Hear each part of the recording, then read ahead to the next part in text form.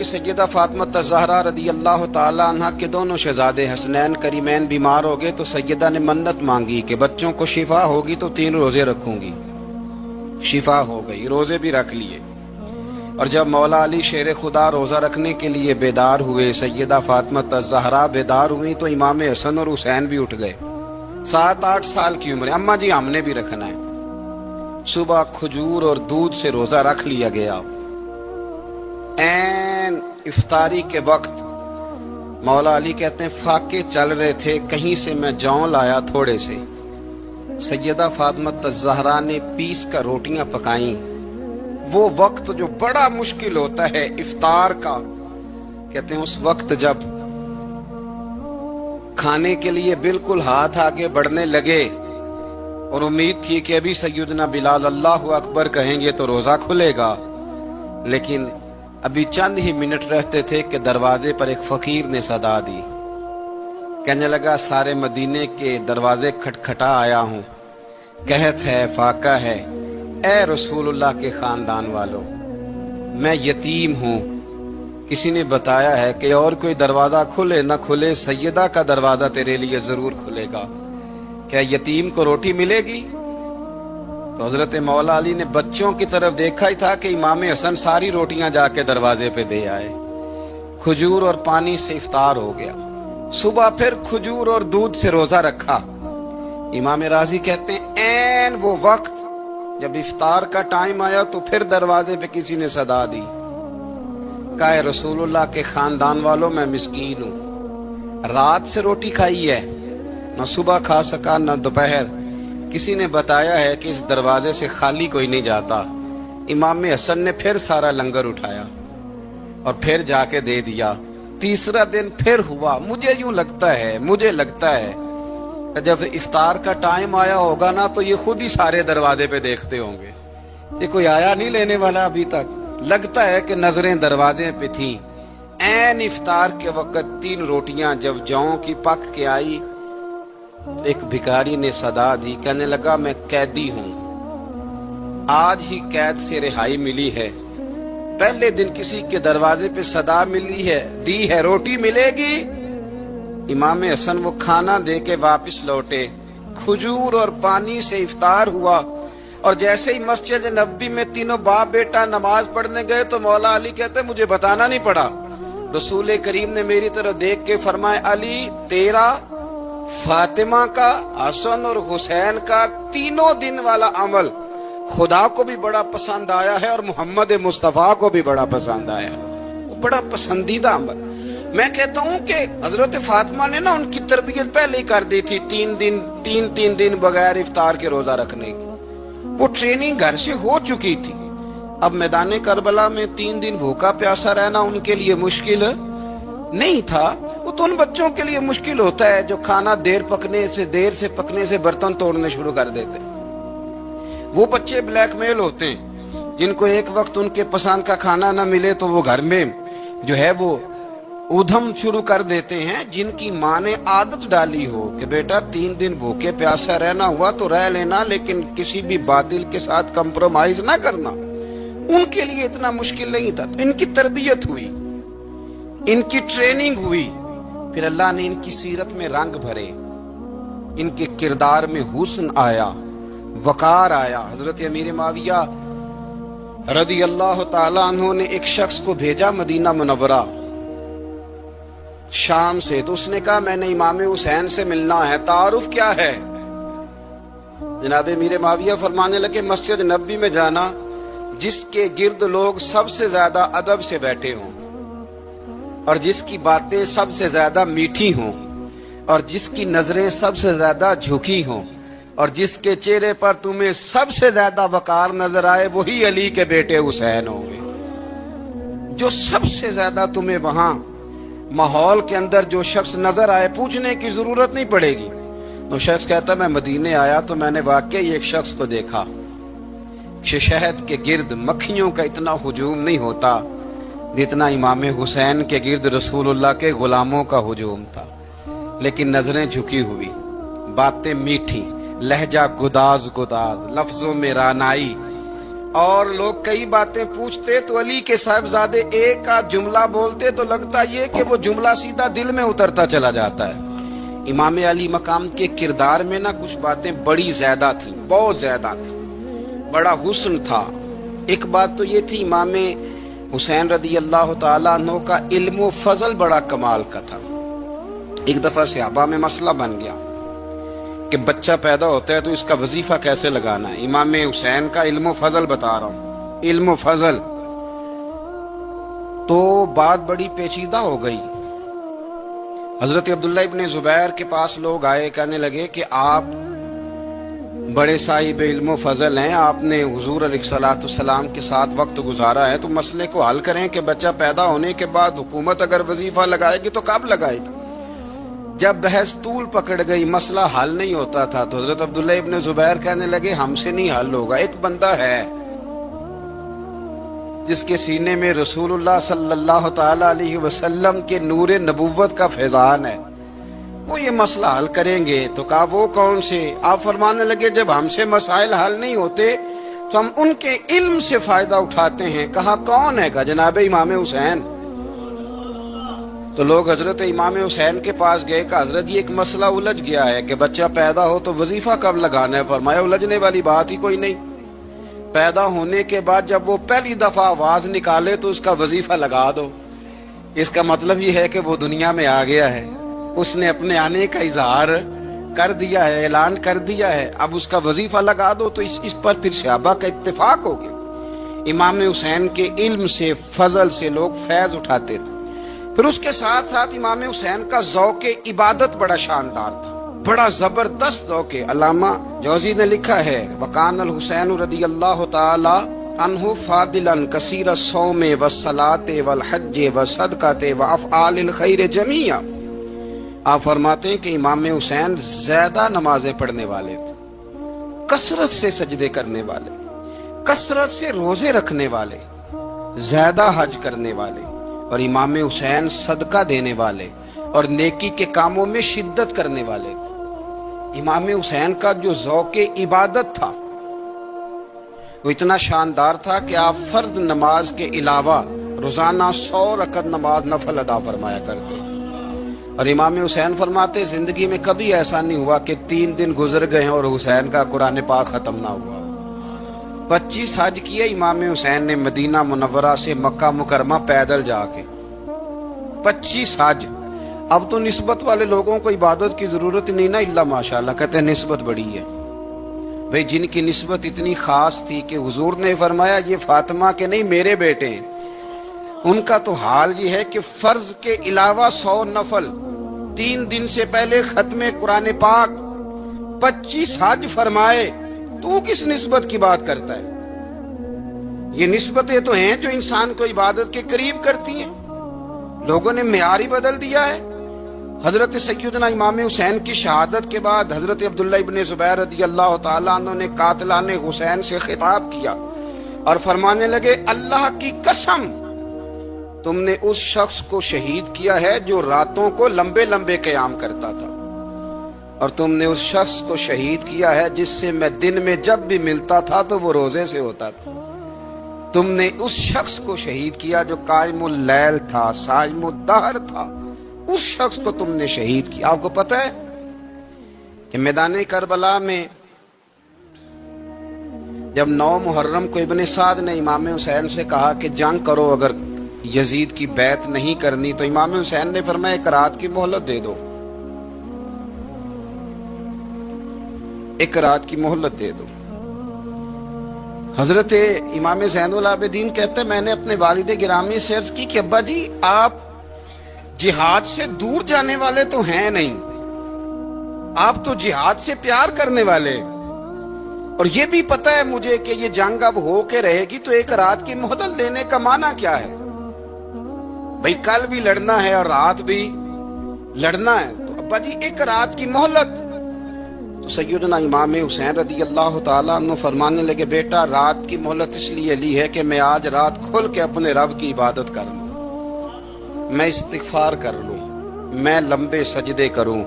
اور کہا زین العابدین تو جانتا ہے نا کہ مجھے نماز سے، تلاوت سے، دعا سے اور استغفار سے بڑا پیار ہے۔ نماز سے مجھے پیار ہے، دعا سے مجھے پیار ہے، استغفار سے مجھے پیار ہے۔ فرمایا بیٹا میں نے اس لیے نہیں کہ میں چاہتا ہوں ایک رات اور دنیا میں رہوں۔ تو امام زین العابدین فرماتے ہیں امام علی مقام نے سجدے پہلے بھی بڑے کیے، پر 9-10 کی درمیانی رات جو ان کے سجدے تھے وہ میں نے کبھی نہیں دیکھے۔ فرماتے ہیں تیمم کے ساتھ وہ رات کی جو عبادتوں کا رنگ تھا وہ میں نے کبھی نہیں دیکھا۔ امام علی مقام کا عبادت کا ذوق تھا، شوق تھا، لذت تھی۔ آپ یقین کریں ایسے ایسے عجیب بہانے ہم لوگوں کہتے ہیں میرا نماز میں دل نہیں لگتا، تو میں کہتا ہوں تیرا گپ شپ میں کس طرح لگتا ہے، تیرا موبائل پہ کیسے لگتا ہے بھائی؟ یہ تو بھائی ذوق کی بات ہے۔ امام حسین کہتے ہیں مجھے قرآن پاک سے پیار ہے، مجھے تلاوت سے پیار ہے، مجھے دعا سے پیار ہے، مجھے استغفار سے پیار۔ بھائی جس کو جس چیز سے پیار ہوگا دل لگ جائے گا۔ ہم نے کبھی پیار کیا ہی نہیں اس سے، جن چیزوں سے پیار ہے وہاں دل لگ جاتا ہے۔ یہ ایک بہانہ ہے، ورنہ کثرت سے عبادت کرنا، ذوق پیدا کرنا، یہ تو اہل اللہ کا طریقہ ہے۔ والذین یبیتون لربہم سجدا وقیاما، رب کے بندوں کی علامت یہ ہے کہ وہ راتیں سجدے اور قیام میں گزار دیتے ہیں۔ تو امام حسین کی سیرت کا کمال ہے کہ ذوق عبادت رکھتے تھے۔ دوسری بات جو امام علی مقام کی سیرت میں بڑی شاندار ہے وہ یہ ہے کہ سخی بڑے تھے۔ ایک قول سنانا ہے آپ کو امام حسین کا، اور خواہش میری یہ ہے کہ میرے حاضرین اور ناظرین اس قول کو رٹا لگا کے یاد کریں، اس قول کو انشاءاللہ۔ یہ قول جو امام حسین کا ہے نا جی، یہ جس دن مجھے ملا تھا نا تو میں نے بھی رٹا لگا کے یاد کیا تھا، اور میرے پاس جتنی ڈائریاں ہیں شاید میں نے سب میں لکھا ہے۔ امام علی مقام رضی اللہ تعالیٰ عنہ فرماتے تھے اللہ کی رضا کے لیے کسی شخص کی ایک حاجت پوری کر دینا 1 مہینہ مسجد میں اعتکاف کرنے سے زیادہ درجہ رکھتا ہے۔ ایک بندے کی ایک حاجت پوری کر دینا 1 مہینہ پورا مسجد میں اعتکاف کرنے سے زیادہ درجہ رکھتا ہے۔ خدا کے بندے تو ہیں ہزاروں اور بنوں میں پھرتے ہیں مارے مارے، میں اس کا بندہ بنوں گا جس کو خدا کے بندوں سے پیار ہوگا۔ کسی بندے کی ایک حاجت پوری کرنا 1 مہینہ اعتکاف میں بیٹھنے سے زیادہ افضل ہے۔ اسی لیے تو میرے حبیب کریم علیہ السلام نے فرمایا تو رب کے بندوں کی حاجتیں پوری کرنے میں لگ جا، رب تیری حاجتیں پوری فرما دے گا۔ امام علی مقام فرماتے تھے ایک حاجت کسی کی پوری کرو۔ حضرت جناب سیدہ زینب بنت ابی رافع کہتی ہیں کہ سیدہ فاطمہ الزہرا ایک دن اپنے دونوں شہزادوں کو لے کے، جب حضور کی طبیعت مبارک بظاہر علیل تھی جس میں حضور کا وصال ہوا، دونوں شہزادے لے کے سیدہ فاطمہ نبی کریم کی بارگاہ میں گئی، کہنے لگی یا رسول اللہ میرے بچوں کو کچھ دیجئے۔ سیدہ پاک تو حضور اٹھ کے بیٹھ گئے، اس کندھے سے امام حسن کو لگایا اور اس سے امام حسین کو لگایا اور فرمایا فاطمہ یہ جو میرا حسن ہے نا اس کو میں اپنی ہیبت اور سرداری دیتا ہوں، اور فرمایا یہ جو میرا حسین ہے نا حسین کو میں اپنی جرت اور سخاوت دیتا ہوں، میرا حسین جرت مند ہوگا اور سخی ہوگا۔ داتا گانج بخش علی حجویری، امام الاولیاء، سید الاصفیاء، داتا صاحب کشف المعجوب میں فرماتے ہیں ایک دن نا امام حسین کے پاس ایک شخص آیا بڑی دور سے کچھ مانگنے کا، حضور کچھ دیجئے۔